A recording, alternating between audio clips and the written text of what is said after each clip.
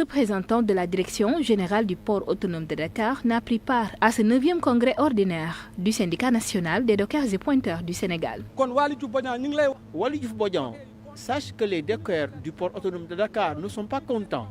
Nous vous avons invité à ce congrès pour vous permettre de venir pour nous écouter et nos doléances, mais vous n'êtes pas venus. Depuis son arrivée à la tête du port, on essaye d'avoir une audience avec lui, mais en vain. Le congrès était l'occasion pour eux de faire le point sur leurs conditions de travail, des conditions qu'ils jugent très en deçà de leurs attentes. Ils réclament entre autres la réduction des horaires de travail, des solutions pour régler définitivement les retards de salaire, une bonne prise en charge médicale. Ce qu'on souhaite dans un port, c'est la sûreté et la rapidité. Si les dockers ne sont pas pris dans de bonnes conditions, il n'y aura pas de sûreté, il n'y aura pas de rapidité. Nous sommes en concurrence avec la sous-région. Moi, j'ai visité le port d'Abidjan, j'ai le port de Lomé, de Togo qui est presque sur nous, le port de Ghana qui est sur nous, nos voisins, il y a le Maroc.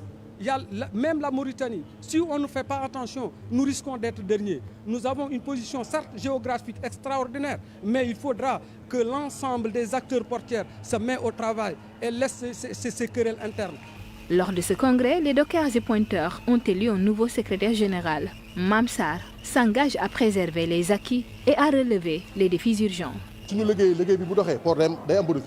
L'attractivité du port repose sur les dockers. Lors de la pandémie de la Covid-19, on prenait d'énormes risques en déchargeant les bateaux de marchandises en provenance de l'étranger. Nous le faisons pour que le pays ne manque pas de vivres. Donc, je trouve anormale l'attitude de la direction générale à notre égard.